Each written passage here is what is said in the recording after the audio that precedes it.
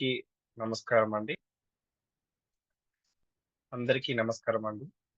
ఇవాల్టి మన special class ఏంటంటే, X-PM 'Manmohan Singh' prime minister.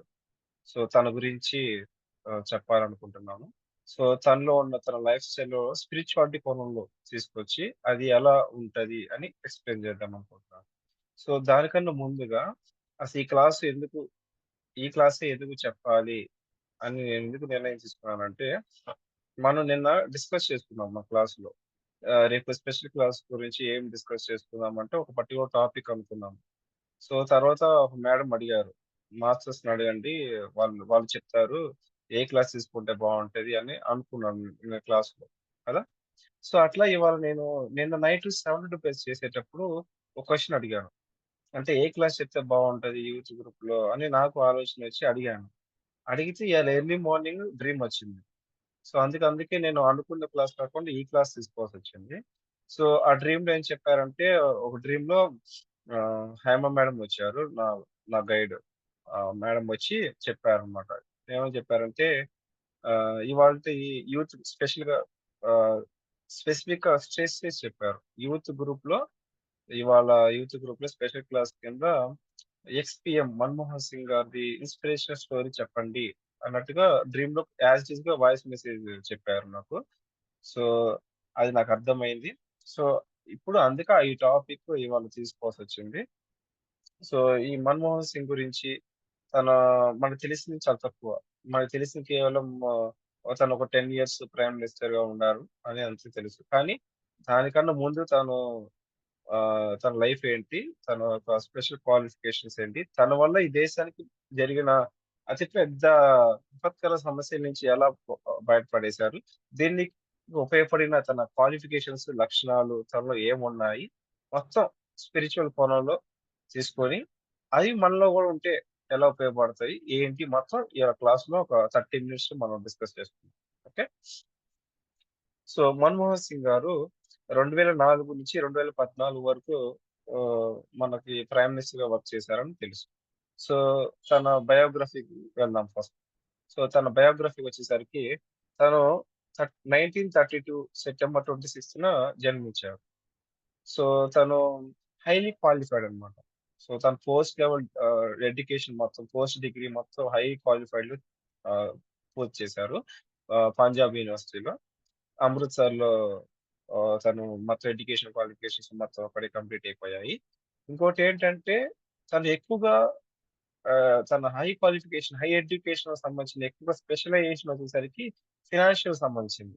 Economics, ఆర్థిక రిలేటెడ్ సంబంధించిన ఎకనామిక్స్, కామర్స్ రిలేటెడ్ సంబంధించింది. ఆయన ఎక్కువగా దాంట్లో నిష్ణాతునిగా డిగ్రీ సంపాదించారు. అదే చివరికి అతను ఈ దేశానికి హెల్ప్ అయిందన్నమాట.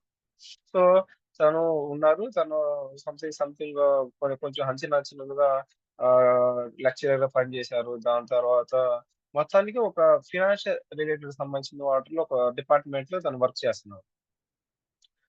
అనుకోకుండా ఇంతకుముందు ప్రైమ్ మినిస్టర్‌గా వర్క్ చేసిన పివి నరసింహారావు గారు ఆ టైంలో పివి నరసింహారావు ఎవరైతే మన దేశానికి సర్వీస్ చేస్తున్నారో యాస్ ఎ ప్రైమ్ మినిస్టర్‌గా ఆ టైంలో అనుకోకుండా తనకి ఫ్రెండ్‌షిప్ కుదిరిందనమాట. ఈ 'మన్మోహన్ సింగ్' గారికి.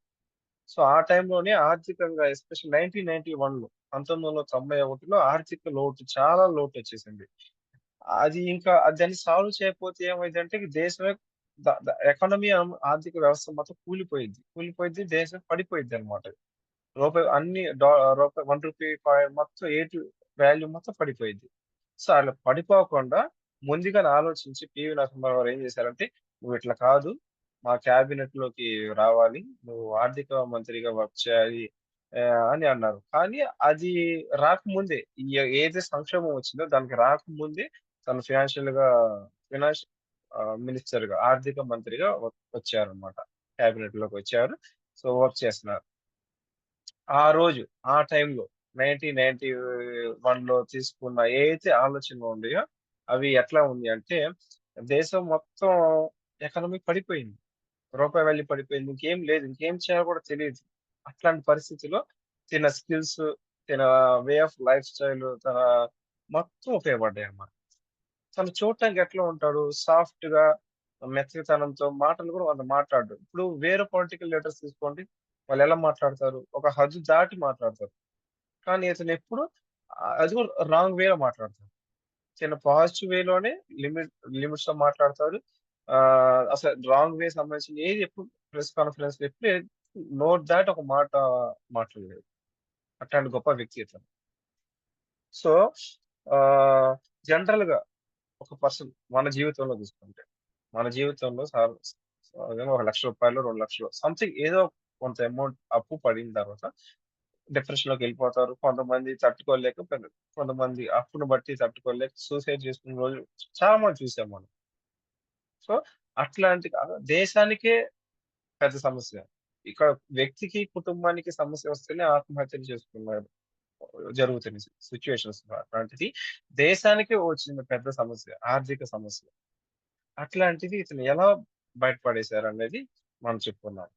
సో, ఇతను తిన లైఫ్ స్టైల్ వల్ల తిను చూడటానికి సాఫ్ట్‌గా ఉన్న, తిను బ్యాక్ ఎండ్ చేసే వర్క్‌ని బట్టి ఎలా అయితే దేశానికి ఒక ఆ యొక్క క్రైసిస్ నుంచి, ఆ యొక్క లోటు నుంచి బయటపడేసాడు. ఈ రోజులో, ఆ రోజులో తీసుకున్న స్టెప్ ఆయన ఏదైతే తీసుకున్నాడో స్టెప్ ఈ రోజులో మనం అందరం అనుభవిస్తున్నాం.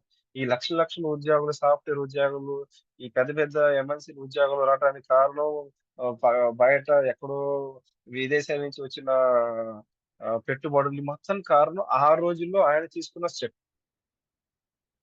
సో, ఆ రోజుల్లో ఆయన తీసుకున్న అడుగు, ఈ రోజుల్లో ఇప్పటికి 21st సెంచరీ ఇప్పటికి కూడా ఆయన ఆయన్ని గుర్తుపెట్టుకుంటారు దేశం.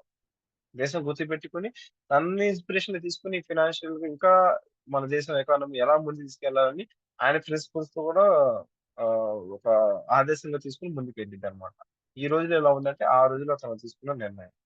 ఓకే. అట్లా. అట్లానే మెడిటేటర్స్ అంటే స్పిరిచ్యువల్ పర్సన్స్ ఎవరైతే ఉన్నారో, వీళ్ళు చూడటానికి నార్మల్ పీపుల్‌గా ఉంటారు. వాళ్ళు మాట్లాడే మాటలు కూడా కొంచెం లిమిట్‌గానే ఉంటాయి. కానీ బ్యాక్ ఎండ్ వీళ్ళ వల్లే విశ్వం అనేది ముందుకెళ్తుంది. వీళ్ళ వల్లే సృష్టి రచన జరుగుతుంది. అది, అది వీళ్ళకి కూడా తెలీదు. అన్నంతగా బ్యాక్ ఎండ్ జరిగే సిస్టమ్ చాలా ఉంటది. ఈ సృష్టి అనేది మొత్తం బ్యాక్ ఎండ్ స్పిరిచ్యువల్ పర్సన్స్ అది అది అది 5 నిమిషాలు మెడిటేషన్ చేసినా, 10 నిమిషాలు మెడిటేషన్, గంట మెడిటేషన్ చేసాం కాదు. స్పిరిచ్యువల్ నేర్చుకున్న ఎదిగే కొద్దీ, మన జీవితంలో స్పిరిచ్యువల్‌గా ఎదిగే కొద్దీ, ఎవల్యూషన్ పెరిగే కొద్దీ, ఈ విశ్వం అనేది మనల్ని ఉపయోగించుకొని చేసిద్దన్నమాట. మనం ఏదో నామకే బాత్‌లో కొంతసేపు మెడిటేషన్ చేస్తున్నాం అయిపోయింది. మనకేం తెలీదు. మనకేం వచ్చిద్ది అని అంటారు. చాలా మంది విమర్శలు చేస్తారు. అట్లా కాదు. సో, దానివల్ల తెలియకుండా ఫ్యూచర్‌లో చాలా ఉపయోగపడింది. అట్లానే ఈ మన్మోహన్ సింగ్ గారు గూడా తను తీసుకున్న నిర్ణయాలు భవిష్యత్తు తరాలకి ఎంత రూపు మారిపోయిందంటే, ఈరోజు ప్రపంచంలో ఆర్థికంగా పెద్ద పెద్ద దేశాలు అగ్రరాజ్యంలో దేశాలు ఏవైతే ఉన్నాయో అమెరికా, చైనా అట్లాంటి వాటితో ఢీకొంటుంది. ఆహ్, ఫినాన్షియల్ ఎకానమీ అంటే మన ఇండియానే. అంటే ఎక్కడో కింద స్థానం పై దాకా తీసుకొచ్చింది. అంటే ఆ రోజుల్లో తీసుకున్న నిర్ణయాలు ఇప్పటికి ఉపయోగపడతాయి. దాన్ని కొనసాగిస్తున్నారు. అట్లా అన్నమాట. ఓకే. తర్వాత తనని అపోజిషన్ వాళ్ళు అంటే అపోజిట్ పర్సన్స్ ఉంటారు. Political parties. వాళ్ళు ఏమన్నా క్రిటిసైజ్ చేసేవాళ్ళు. ఇతనికి చేతగాని పిఎము అంటే సో, ఆహ్, ఎవరైతే ఆ పార్టీ ప్రెసిడెంట్ హెడ్ ఉంటారో, ఆ హెడ్ ఎనకమాల ఉండి పనిచేస్తాడు కానీ ఇతను సొంత నిర్ణయాలు తీసుకోలేడు. అని అన్ని విమర్శలు చేసేవాళ్ళు. ఎప్పుడైతే ఈ ఆర్థిక లోటు, సంక్షోభం అనేది దేశంలోకొచ్చిందో, తన లైఫ్ స్టైల్‌తో, తన మాటలతో కాకుండా తన చేతల పని అందరూ మాటలతో చెప్తారు. కానీ తన మాటలతో చేయలా. జీవితంలో నిరూపించుకున్నాడు. ఆ ఘట్టాన్ని బయటపడేసిన తర్వాత ఎవరైతే విమర్శిస్తారో వాళ్ళు సైతం ఇతన్ని ఆహ్, ఆదర్శంగా తీసుకున్నారు. అలా అన్నమాట. తను అన్నెసెసరీ తను రియాలిటీలోకొచ్చి తన ఐడియాస్ ఏవైతే ఆలోచనలున్నాయో మొత్తం తను ఇంప్లిమెంట్ చేసాడు. ఓకే. అది. నెక్స్ట్ ఎట్లా అంటే తను ఎలా బయట పడేసాడంటే, ఆ రోజుల్లో 1991లో ఆర్థిక లోటు వచ్చిందన్నాం గదా!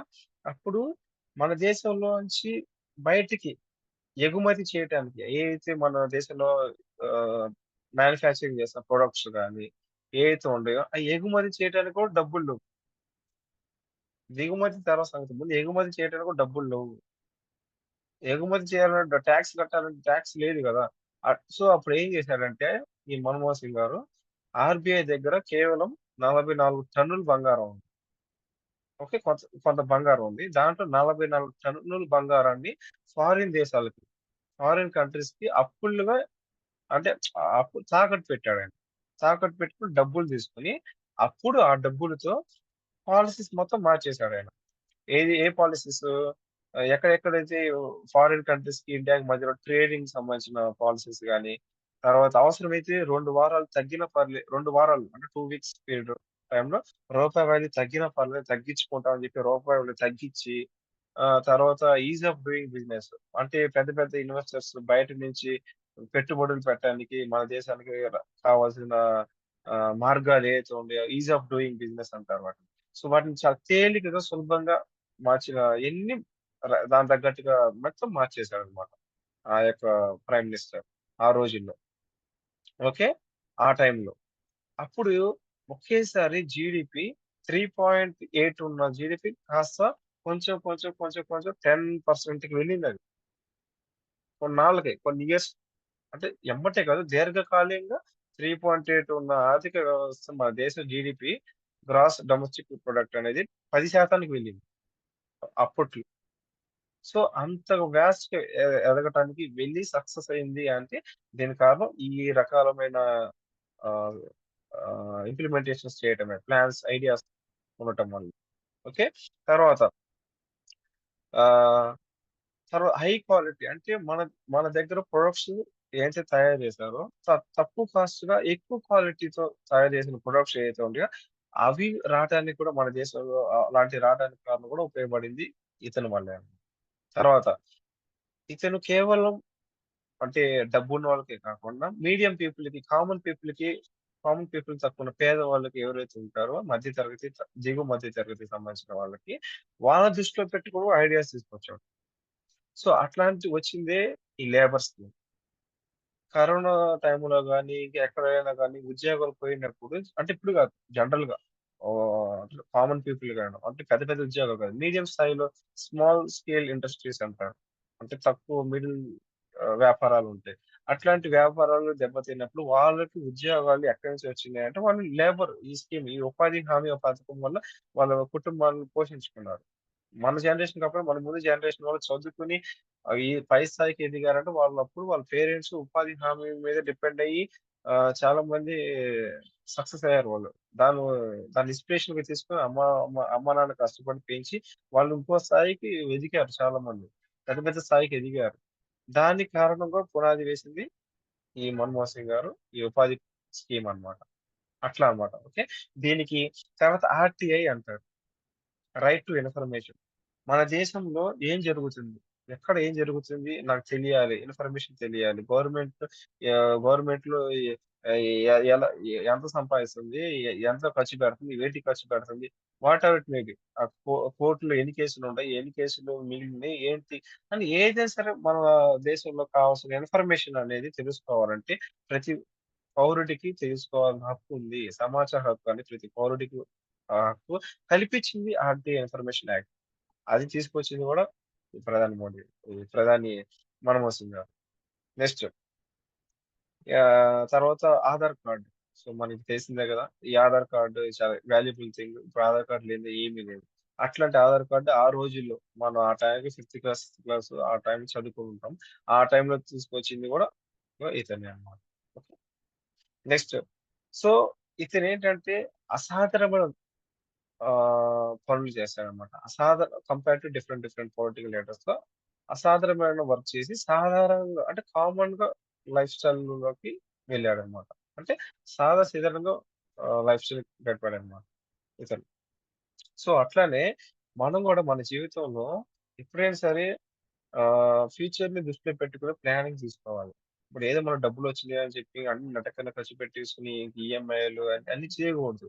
మన ఫ్యూచర్‌ని దృష్టిలో పెట్టుకొని ఏది ఎక్కడ సేవింగ్స్ తీసుకోవాలి, వేటిని ఎక్కడ పెట్టుబడి పెట్టాలి, ఈ డబ్బుని ఇంకా డబ్బుని ఎలా పెంచాలి, ఎక్కడ పెడితే డబ్బుని పుట్టించిద్ది, అట్లాంటివి దృష్టిలో పెట్టుకొని ఫినాన్షియల్ మేనేజ్‌మెంట్‌కి మనం ఎదగాలి. ఎస్పెషల్లీ మన యూత్. ఎందుకంటే రేపు మాపు అంటే యూత్ అని కాదు ఎవరైనా సరే.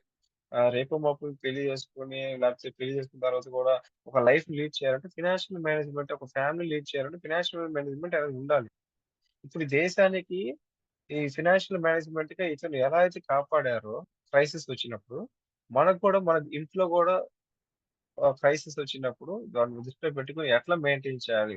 ఎక్కడ ఈ మనలో హాబిట్స్ మార్చుకోవాలా? లేకపోతే మనలో ఇంట్లో కొత్త పాలిసీస్ ఇంట్లో అంటే ఆలోచనలు మార్చి ఇంకేమైనా డిఫరెంట్ డిఫరెంట్ పనులు చేయాలా? వీటిని దృష్టిలో పెట్టుకొని మనం దీర్ఘకాలికంగా ఆలోచనలు తీసుకోవాలి. అవి ఇప్పుడు ఉపయోగపడకపోయినా రేపు, ఎల్లుండి ఒక సంవత్సరానికి ఉపయోగపడతాయి. అట్లా అన్నమాట. అట్లాంటి ఆలోచనలు ఇతనిలో ఉన్నాయి. అందుకే దేశాన్ని అట్లా మన లైఫ్‌లో, మన జీవితంలో కూడా అలా తీసుకోవాలన్నమాట. ఓకే. నెక్స్ట్ ఫైనల్‌గా ఇతని నుంచి ఏం తెలుసుకోవాలంటే హ్యూమిలిటీ అంటే ఈగోలెస్ అన్నమాట. అంటే తినేవాళ్ళు గూడా తిను చేసే పనులకి స్టార్టింగ్‌లో వీళ్ళ పార్టీ వాళ్ళు గూడా తిను పార్టీకి సంబంధించిన వాళ్ళు క్రిటిసైజ్ చేసేవాళ్ళు. అది పట్టించుకోరాయన. అసలు ఇగో పట్టించుకోకుండా ఆయన పని ఆయన చేసుకుంటూ పోయాడు. ఇంకోటి ఇంటిగ్రిటీ అంటే హానెస్ట్ అంటే నిజాయితీగా, ఎథిక్స్‌గా వెళ్ళాడు. అంటే తను, తను ఎక్కడైతే పార్టీలో వర్క్ చేస్తున్నారో తన పార్టీ మీద నెగెటివ్ మార్క్ వచ్చిందేమో కానీ తిన మీద నెగెటివ్ మార్క్ రాలేదు. అదే అన్నమాట.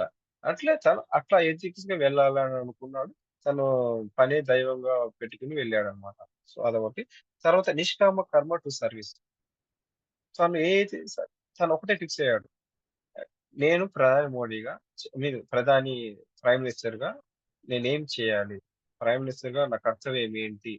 అని ఆ సర్వీస్ ఏందో చేశాడు అంతే. దేశానికి ఏ టైంలో ఏది అవసరమో, ఏ టైంలో ఏది అవ్వదు, ఏ టైంలో ఏది సరైన నిర్ణయాలు తీసుకోవాలి.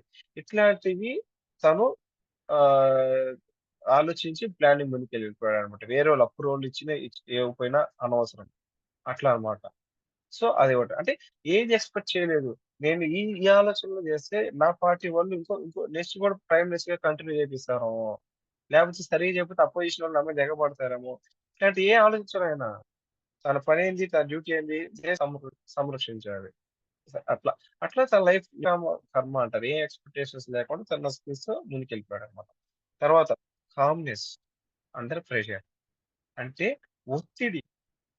జనరల్‌గా మనం ఒత్తిడి ఉన్న సమయంలో డిఫరెంట్ డిఫరెంట్ ఆలోచనలు సడెన్ డెసిషన్స్ తీసుకుంటాం. అది మంచి డెసిషన్స్ అయితే ఓకే గానీ, చెడు డెసిషన్స్ అంటే అది అది ఇన్‌కరెక్ట్ డెసిషన్స్. చెడ్డ డెసిషన్స్ కాదు. ఇన్‌కరెక్ట్ డెసిషన్స్ అయితే దానివల్ల మనకి లైఫ్‌లో నష్టపోతాం. అట్లా గాకుండా ఇతను ప్రెషర్ వస్తే ఆ మాత్రం పీఎం అంటే ఏంది మరి ఆ స్థాయిలో ఆర్థిక లోటు ఉన్నప్పుడు ఇంకా ఎంత ప్రెషర్ ఉంటది. ఆ టైంలో కూడా తను కామ్‌గా ఉండి తనకున్న స్కిల్స్‌ని, తనకున్న తెలివిని మొత్తం వాడి ఎక్కడ ఎలా చేస్తే బావుంటది అని సమయస్ఫూర్తిగా ముందుకెళ్ళిపోయాడాయన. Next focus on knowledge. తనకి ఇదంతా కాదు నాలెడ్జ్.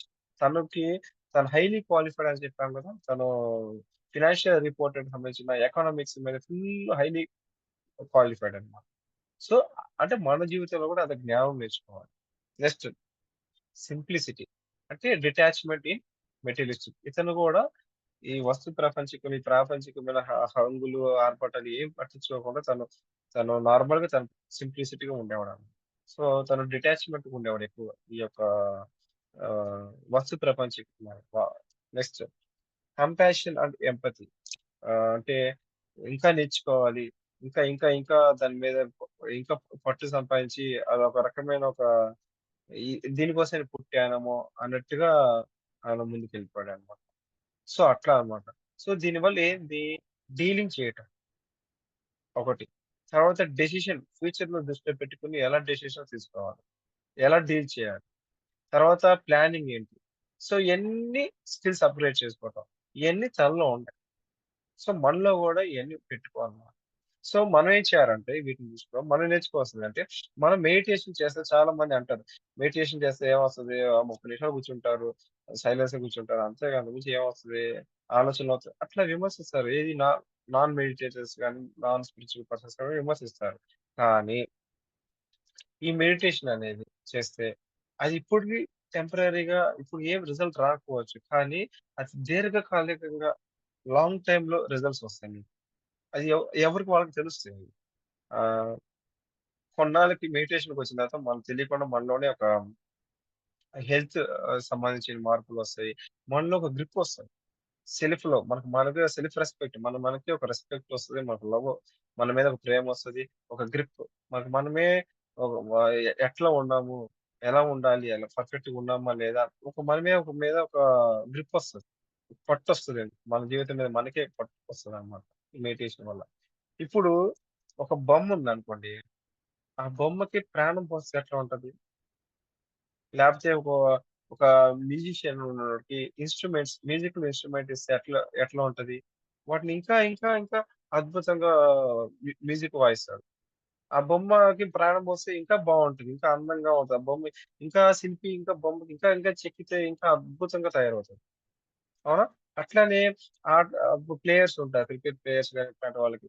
ఇట్లాంటి వాళ్ళకి చాలా వాటికి కావాల్సిన స్కిట్ ఏదైతే ఆట కావాల్సిన కిట్స్ ఉంటాయో, ప్లేయింగ్ కిట్ అదిస్తే ఎట్లా ఉంటది? అట్లనే ఈ మెడిటేషన్ చేసే వాళ్ళకి 72 బ్రెత్స్ అనేది ఒక కీ పాయింట్. ఇది ఇంకా అద్భుతమైనది.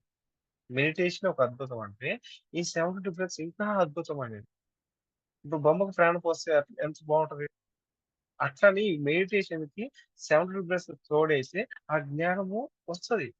మనలో మన లైఫ్ స్టైల్‌లో ఇంకా ఎలా ముందుకెళ్ళాలంటే మనలో వీక్‌నెసెస్ ఉంటాయి. ప్రతి మనిషిలో ఉంటాయి. బ్లాకేజెస్ ఉంటాయి. అయి ఏంటి? మనమే తెలుసుకోవచ్చు. 72 బ్రెత్స్‌లో మన తరచుగా రోజు చెప్పుకున్న 72 బ్రెత్స్‌లో మనం క్వెషన్స్ అడగొచ్చు. మన బ్లాకేజెస్ ఏమిటి? మనలో ఇంకేమేమి ఉంటాయి?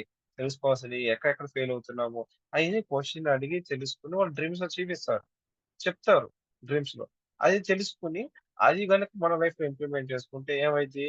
వీటి నుంచి ఈ క్రైసిస్ నుంచి లేకపోతే మనలో ఉన్న ఈ బ్లాకేజెస్ ఏవైతే ఉన్నాయో వాటి నుంచి బయటపడతాం.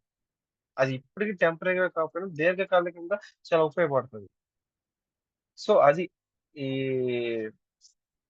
ఒక ముక్కలో చెప్పాలంటే ఈ 'మన్మోహన్ సింగ్' గారు తన తనకు సంబంధించిన ఈ స్కిల్స్‌ని ఉపయోగించుకొని దేశాన్ని ఎలా అయితే ఆర్థిక సంక్షోభం నుంచి బయటపడేశారో, అట్లనే దీనికి కారణం బ్యాక్ ఎండ్ తనకున్న స్కిల్స్ కాకుండా తనకి స్పిరిచువాలిటీకి సంబంధించిన ఆహ్, కోణాలు చాలా ఉంటాయి తనలో.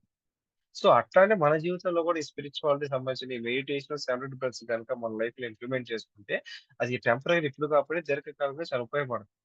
అది మనకే తెలీదు. So, thank you. అదండి ఫ్రెండ్స్. సో, ఇవాల్టి క్లాసు. సో, అందరికీ అర్థమైందనుకుంటున్నాను. So, thank you so much.